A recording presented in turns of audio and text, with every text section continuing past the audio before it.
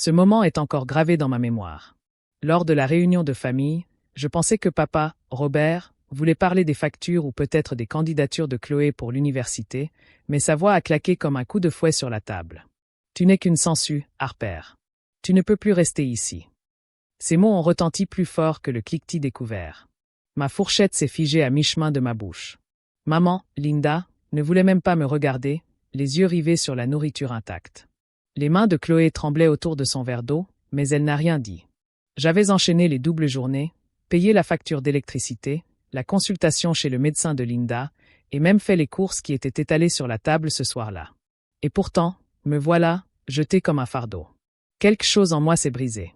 Pas une supplication, pas des larmes, mais de la détermination. S'il voulait que je parte, alors j'irais. Mais je ne partirais pas les mains vides. J'ai fixé Robert du regard, ma fourchette toujours suspendue comme une arme inutile. Sa mâchoire était crispée, sa voix rauque. Chaque mot était une attaque. J'en ai assez, siffla-t-il. Tu te prends pour la patronne. Payer quelques factures ne te donne pas le droit d'être la chef. Tu es une sangsue, Harper, et je veux que tu partes avant la fin de la semaine. Le silence pesant dans la salle à manger m'oppressait. Je regardais Linda, cherchant désespérément une défense, même minime, mais elle se contenta de soupirer et de remettre sa serviette en place, comme si le simple pliage en disait plus long que ma place dans cette famille. Harper, murmura-t-elle sans me regarder. Tu seras toujours couverte par l'assurance maladie ce mois-ci, n'est-ce pas? J'ai ce créneau mardi. Cette demande me transperça comme un couteau. Pas un mot pour me défendre, juste un rappel de ce que je devais encore payer. De l'autre côté de la table, les yeux de Chloé brillaient. Elle se mordit la lèvre, tremblante, mais ne dit rien. À 17 ans, elle avait encore trop peur de Robert pour me défendre. Je posai lentement ma fourchette, chaque geste mesuré. Vous vous entendez parler? J'ai payé l'électricité, Internet, les courses, même tes rendez-vous chez le médecin, maman. Et ça? Ma voix a tremblé. C'est comme ça que je reçois en retour. Une sangsue. Robert a frappé la table du poing, faisant teinter les verres. Ne nous prends pas pour des imbéciles. Tu agis comme si on te devait quelque chose pour faire ce que la famille fait, mais c'est ma maison, ce sont mes règles, et je te dis que tu dégages. La colère que je m'attendais à ressentir n'est pas venue. Au lieu de cela, un calme étrange m'a envahi, comme l'œil du cyclone. J'ai plié ma serviette et l'ai soigneusement posée à côté de mon assiette. Et comprens perfectament. Les mots sont restés en suspens. J'ai vu les yeux de Robert papillonner d'incertitude devant mon calme. Il s'attendait à des larmes, une supplication, peut-être même une dispute. Mais pas ça. Linda a brisé la tension la première et s'est raclé la gorge. Assure-toi juste que la facture soit réglée mardi. Harper.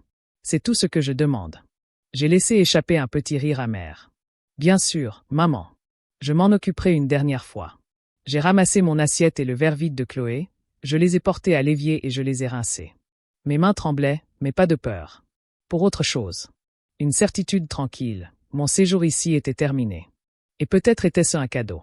Derrière moi, la voix de Robert s'éleva de nouveau. Tu as entendu ce que j'ai dit? Le week-end est fini. Je me suis retourné et j'ai croisé son regard. Pas besoin d'attendre le week-end, ai-je murmuré. Je serais parti bien avant. Un silence plus lourd encore s'est abattu sur la pièce. Et pour la première fois, j'ai eu l'impression de maîtriser la situation. J'ai refermé la porte de ma chambre. Le bruit étouffé des assiettes qui s'entrechoquaient s'est estompé dans le couloir.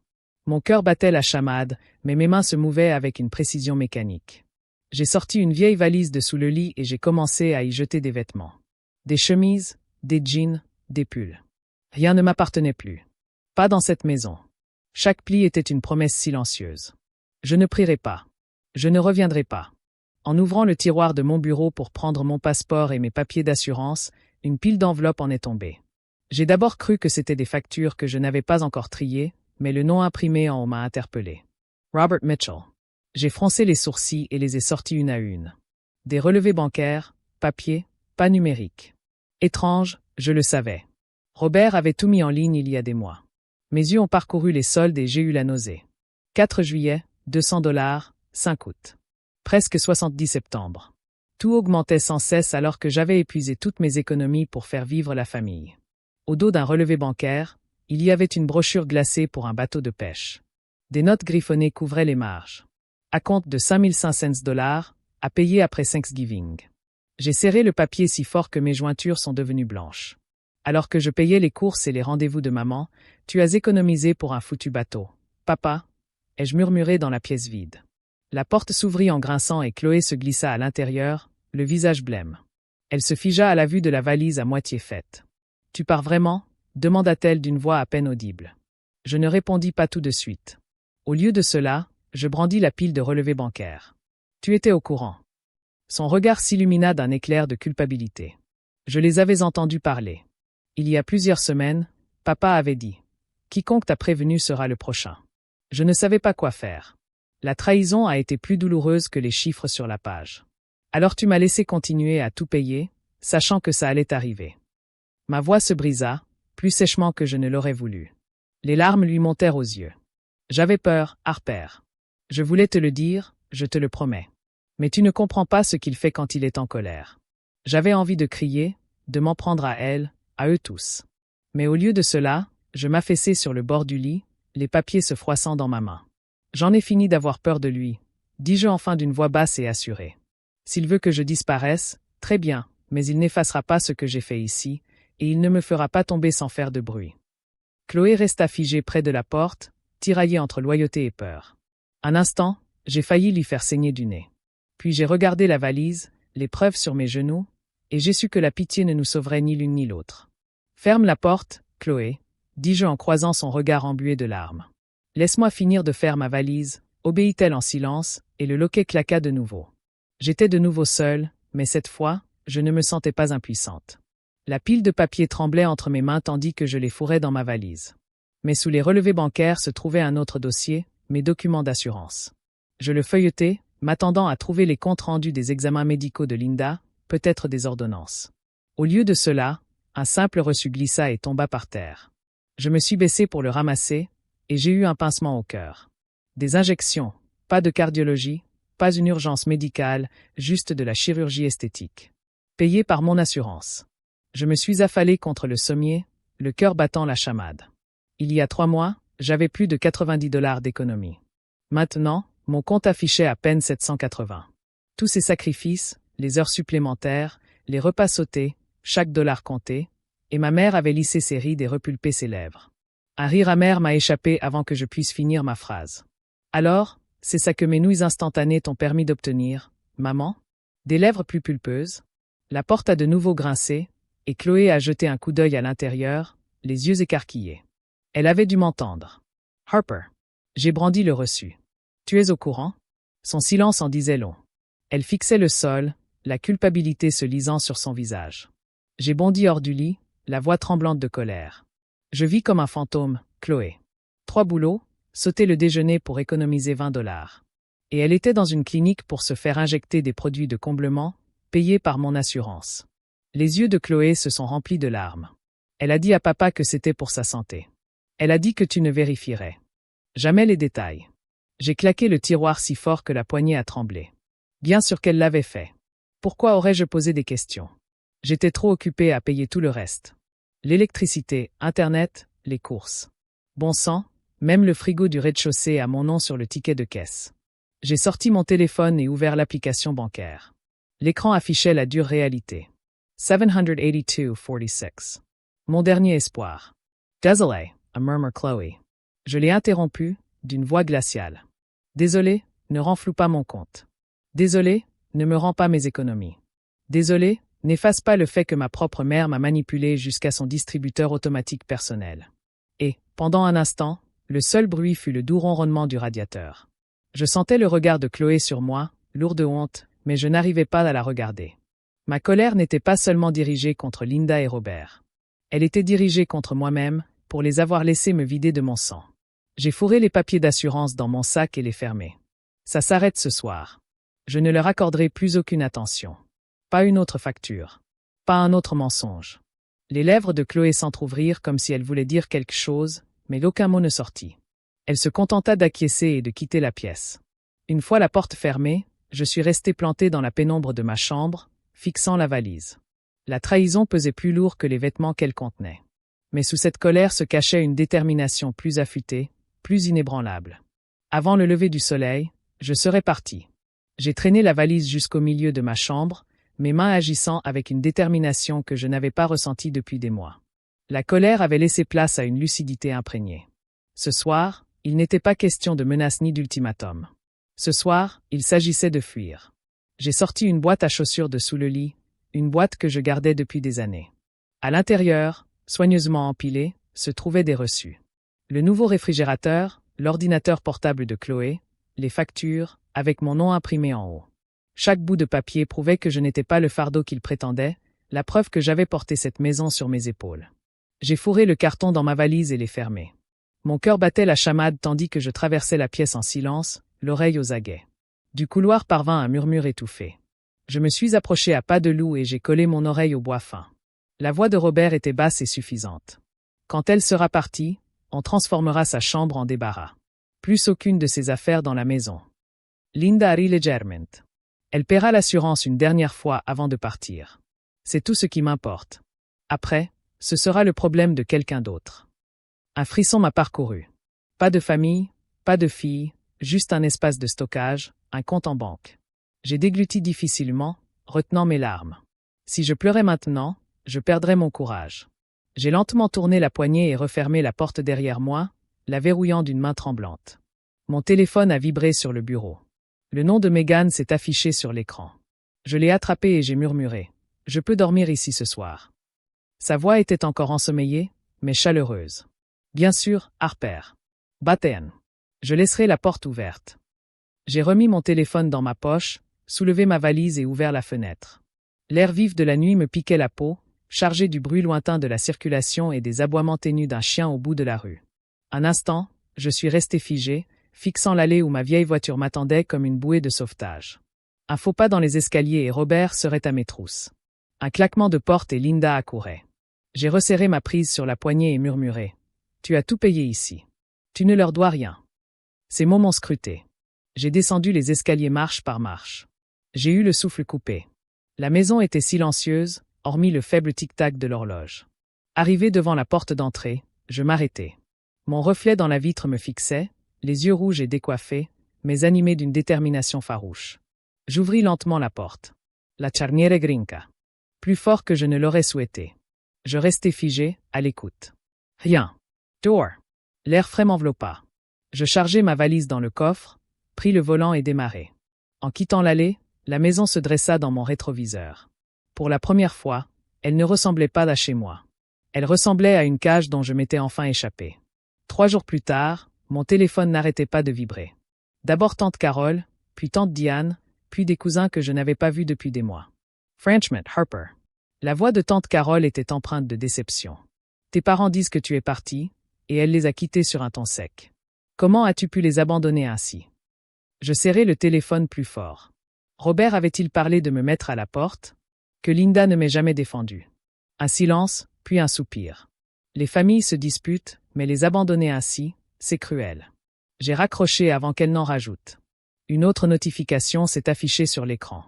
Un flot incessant de messages de proches racontant la même histoire que Robert leur avait racontée.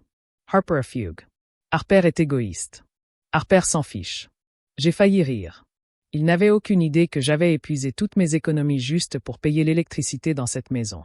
Dans l'appartement de Megan, j'étais assise en tailleur par terre. Des papiers étaient éparpillés autour de moi comme des cartes de champ de bataille.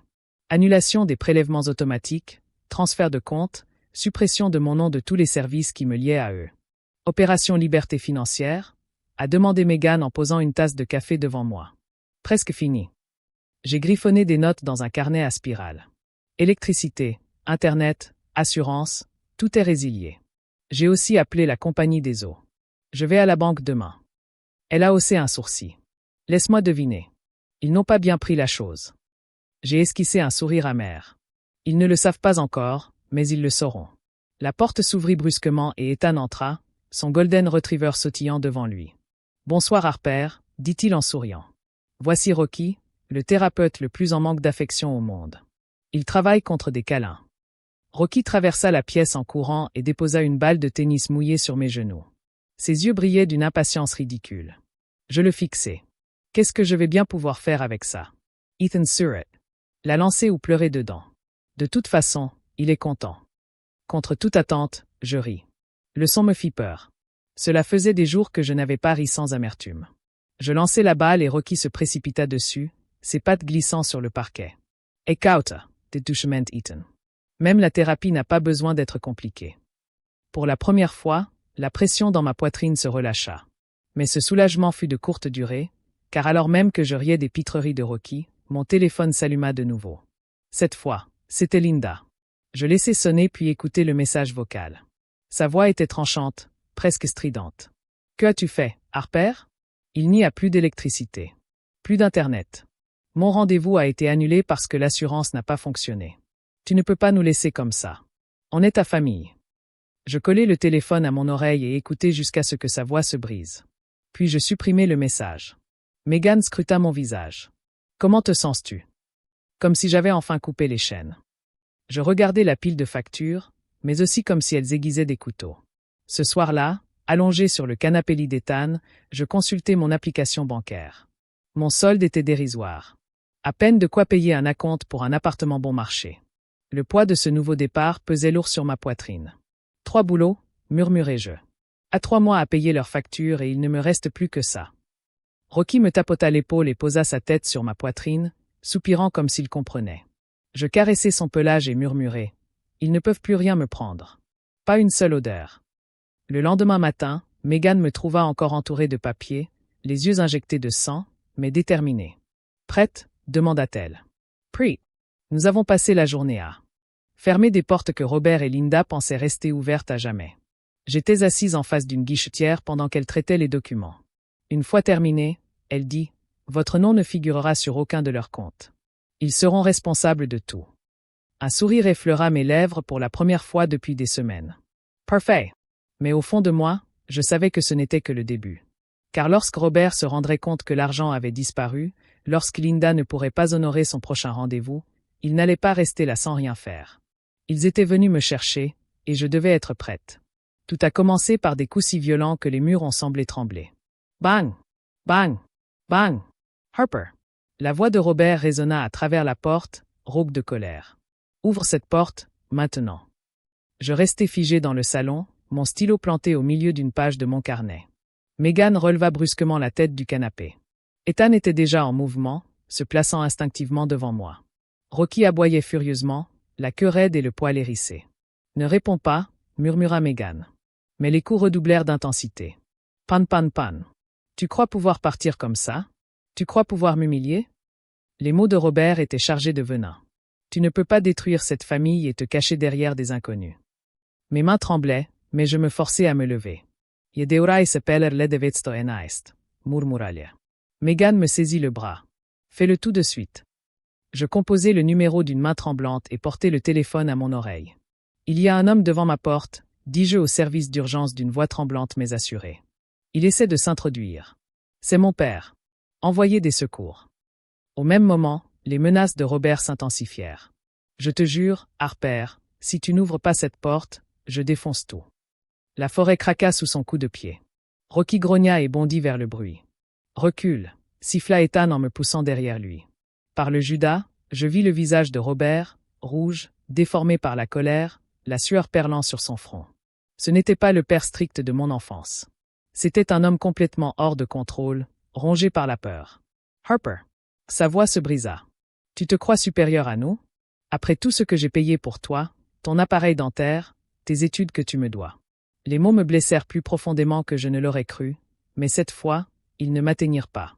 Ma voix s'éleva, forte malgré la peur qui me serrait la poitrine. Je ne vous dois absolument rien. Monsieur, éloignez-vous de la porte. Une voix autoritaire résonna dans le couloir. L'ascenseur sonna et 2 agents de sécurité apparurent, leurs lampes torchées fendant l'obscurité.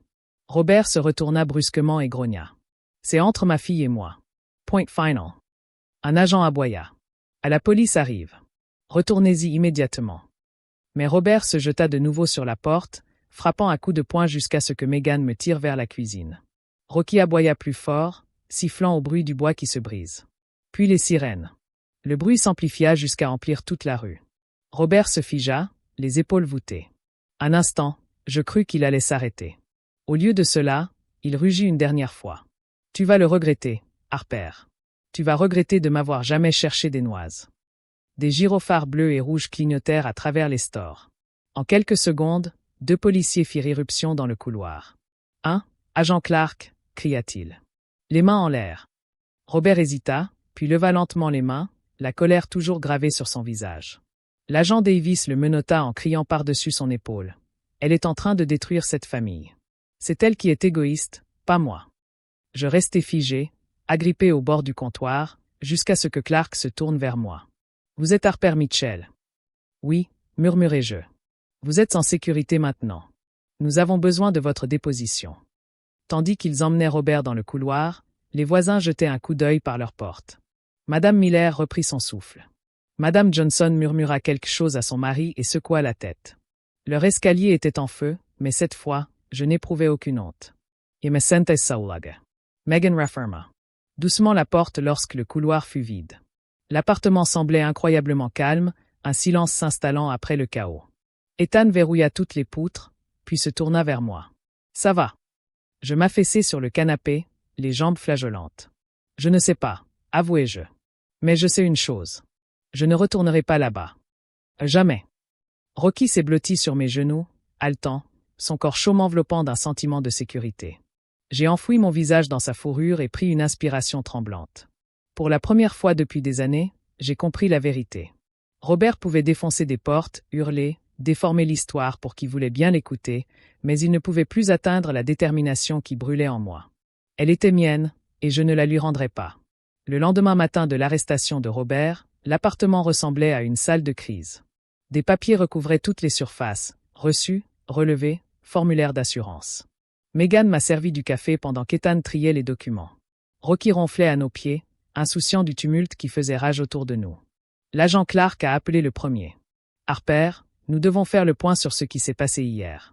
Avez-vous des preuves de votre contribution financière au foyer de vos parents ?» J'ai failli rire. « Des preuves ? J'en ai une boîte à chaussures pleine. » Nous nous sommes retrouvés plus tard au commissariat. J'ai tout sorti, des factures à mon nom, des tickets de caisse, des factures médicales.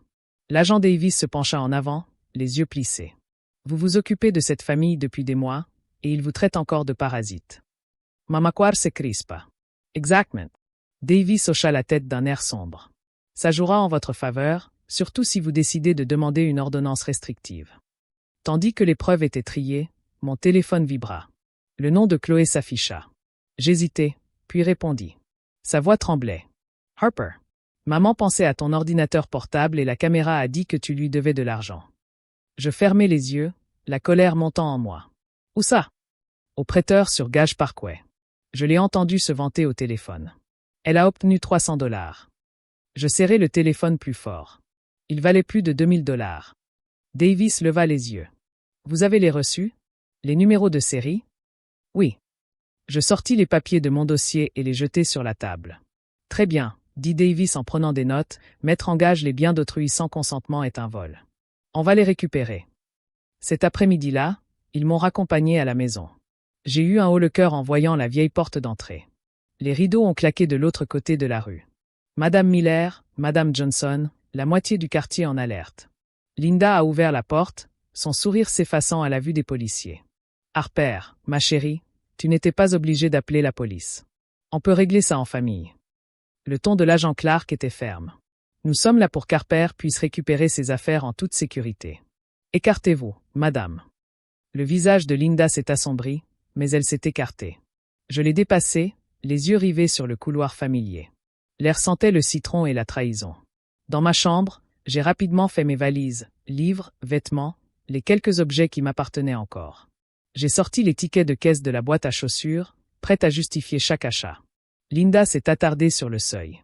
Ce bureau est toujours là. C'est un bien de famille. J'ai brandi un ticket de caisse. Je l'ai acheté avec mon premier salaire. Mon nom, ma carte. Tu veux voir la date? Ses lèvres se sont pincées. Clark haussa un sourcil. Elle a des preuves. Tout ce qu'elle prend lui appartient. Chaque pli de vêtements est une déclaration d'indépendance. Soudain, j'entendis le grondement d'un moteur. Mon cœur s'arrêta net lorsqu'une voiture familière se gara dans l'allée. Ma voiture. Robert en sortit, les clés pendant à sa main. Un sourire triomphant illuminait son visage. Les policiers étaient à mes trousses. C'est ma voiture. Robert Surratt. Double des clés. Harper. Tu crois que j'allais te laisser partir comme ça après tout ce que j'ai payé? Ton appareil dentaire? Tes études? Tout mais. Dois cette voiture. Je sortis un dossier de mon sac et le tendis à l'agent Davis. Carte grise, les deux à mon nom. Davis parcourut les papiers du regard, puis se tourna vers Robert. Monsieur, ce véhicule appartient à Harper. Donnez-moi les clés. Robert devint rouge comme une tomate. Sans moi, elle n'aurait même pas d'éducation. Je la gave de nourriture depuis 18 ans. Clark s'approcha, la voix rauque. Les clés. Pendant un long moment de tension, la main de Robert resta crispée sur le trousseau de clés. Puis, dans un grognement furieux, il les enfonça dans la paume de Davis. Je les lui arrachai des mains et les serrai fort. Ma voix tremblait, non pas de peur, mais de détermination. Approchez-vous encore de moi ou de ma propriété, et je porterai plainte, et je gagnerai. Le quartier était silencieux. Madame Miller se tenait sur le perron, les yeux écarquillés. Madame Johnson, le téléphone à la main, envoyait des SMS à l'autre bout de la rue sans hésiter. Les épaules de Robert s'affaissèrent, son visage se creusa. Pour la première fois, il parut petit. Je me glissai sur le siège conducteur, les clés encore chaudes dans ma main. Au moment où le moteur vrombit, j'aperçus Chloé sur le seuil. Ses yeux s'emplirent de larmes, une main levée dans un geste hésitant. Je démarrai, laissant la maison et la cage qu'elle représentait se rétrécir dans le rétroviseur. 3 mois plus tard, la lumière du soleil filtrait à travers les rideaux à persiennes de mon petit appartement, dessinant des motifs chauds sur le sol. L'espace n'avait rien de grandiose, c'était juste un modeste studio meublé de meubles d'occasion, mais chaque centimètre carré m'appartenait. Le loyer était prélevé sur mon salaire, l'électricité sur mon compte, et j'avais choisi la peinture des murs. Personne ne pouvait me l'enlever. Thanksgiving arriva dans le calme. J'ai abattu une petite dinde sur la table branlante, sa surface marquée de griffures, mais ce soir-là, elle brillait sous la lueur des guirlandes lumineuses que j'avais installées moi-même. Chloé était penchée au comptoir, les épaules plus détendues que je ne l'avais jamais vue. Elle avait emménagé dans sa résidence universitaire le mois dernier, loin des cris incessants de Robert et des manipulations de Linda. Son regard reflétait quelque chose de nouveau, la confiance. « Tu as besoin d'aide » demanda-t-elle timidement. « Yesuris. Ta présence me suffit amplement. » Megan et Ethan nous rejoignirent, Rocky tournant autour de nous, la queue frétillante comme s'il sentait le changement dans l'air. Nous avons levé nos verres, la voix de Megan assurée. Pour fonder une famille et établir des limites qu'il vaut la peine de préserver. Tandis que des rires remplissaient la pièce, je repensais aux enveloppes non ouvertes, empilées sur mon étagère, des lettres de Robert et Linda, implorant une autre chance, chacune intacte. Parfois, je me demandais ce qu'elles disaient. Regrettaient-elles leur départ ou cherchaient-elles simplement une nouvelle chance? Chloé s'est penchée et a murmuré. Ils te reprochent encore tout, mais honnêtement, ils font face à ce qui se serait produit de toute façon. Ton départ n'a fait qu'accélérer les choses. Ces mots ont résonné en moi. Peut-être avait-elle raison. Peut-être que me laisser partir n'était pas une trahison. C'était une question de survie. Plus tard, en faisant la vaisselle, j'ai aperçu mon reflet dans la vitre de la cuisine. Mon regard n'était plus vide. Il était fixe. Ma vie m'appartenait, fragile peut-être désormais, mais libre. Pourtant, une question persistait comme une ombre. Quand la famille vous déçoit si profondément, ferme-t-on la porte à jamais ou la laisse-t-on parfois entr'ouverte? Ne serait-ce qu'un instant.